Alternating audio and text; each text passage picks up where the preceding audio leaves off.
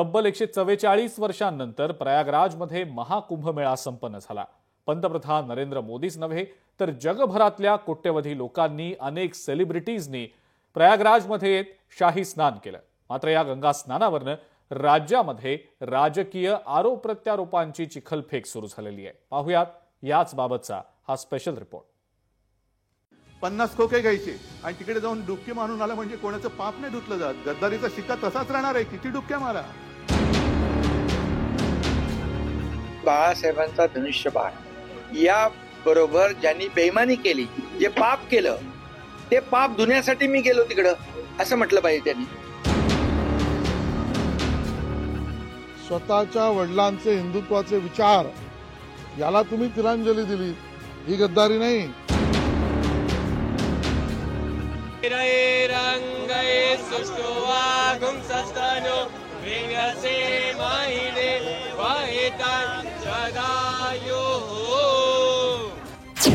महाकुंभ मेळ्यातील स्नानावरनं राजकीय चिखलफेक। पण मी जाऊन नुसतं गंगेमध्ये स्नान करून आलो, इकडे 50 खोके घेतले आणि तिकडे डुबकी मारून आलो, उपयोग काय त्याचा? उद्धव ठाकरे महाकुंभ मेळ्याला न गेल्यामुळे फैरी।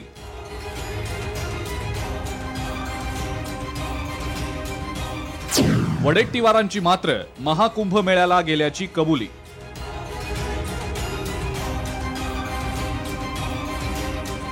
प्रयागराजमध्ये महाकुंभ मेळा संपन्न झाला।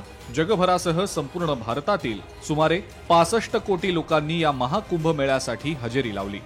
महाराष्ट्रातल्याही अनेक नेत्यांनी कुंभमेळ्याला जाऊन शाही स्नान केलं आणि आता यावरून आरोप प्रत्यारोपांच्या फैरी झडतायत आणि त्याची सुरुवात केलेली आहे उद्धव ठाकरे यांनी। पण मी जाऊन नुसतं गंगेमध्ये स्नान करून आलो, इकडे 50 खोके घेतले आणि तिकडे डुबकी मारून आलो, उपयोग काय त्याचा? इकडे घ्यायचं, इकडे गद्दारी करायची, महाराष्ट्राची गद्दारी करायची।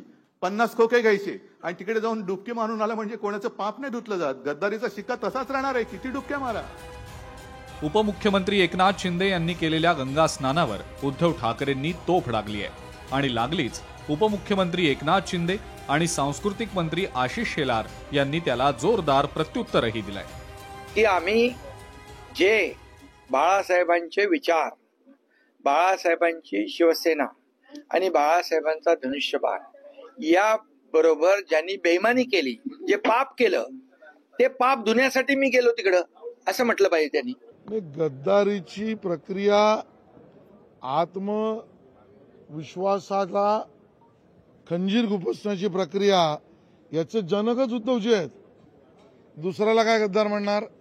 सत्तेमध्ये बसण्यासाठी स्वतःच्या वडिलांचे हिंदुत्वाचे विचार याला तुम्ही तिलांजली दिली, ही गद्दारी नाही।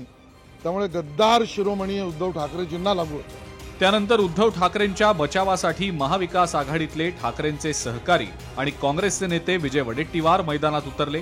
मात्र ठाकरेंचा बचाव करता करता वडेट्टीवार यांनी स्वतः मात्र कुंभमेळ्याला हजेरी लावल्याची कबुली देऊन टाकली आहे। तो ज्याला प्रेम आहे, जर काही जाण्याला काही अडचणी असतात। आता मी गेलो होतो कुंभमेळ्यात, मला वेळ मिळाला गेलो। आता काय जाऊन येणं म्हणजे हिंदू, नाही गेला तर हिंदू नाही। ह्या सगळ्यामध्ये याला केवळ राजकीय दृष्टीनं बघता कामा नये, तर त्या आस्था आणि भावनेच्या दृष्टीनं बघितलं पाहिजे त्या कुंभमेळ्यात।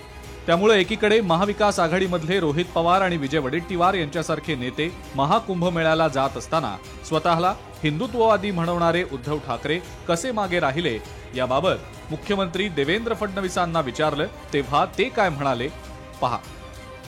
काही लोक नाही गेले, त्याची वेगळी कारणं असू शकतात। मी काही कोणी गेलं नाही म्हणून त्यांचं सनातनवर प्रेम नाही असं म्हणणार नाही, त्यांची आपली कारणं असतील। जे गेले त्यांचं प्रेम आहे असं आपण समजूया, केवळ दाखवण्याकरता गेले नाहीत असंही आपण समजूया। महाकुंभ मेळ्यात गंगा स्नान केल्यामुळे सर्व पापं धुतली जातात अशी भाविकांची श्रद्धा आहे। मात्र याच गंगा स्नानावरनं महाराष्ट्रातल्या राजकारणात आता आरोप प्रत्यारोपांची चिखलफेक सुरू झालेली आहे। त्यामुळे आरोप प्रत्यारोपांच्या पापातून मुक्त होत महाराष्ट्रातलं राजकारण हे विकासाच्या गंगेत कधी न्हाणार असा सवाल आता महाराष्ट्रातली जनता विचारतीये। चेतन ननावरे, लोकशाही मराठी, मुंबई। लोकशाही मराठी. ऐका, पहा, जागरूक रहा.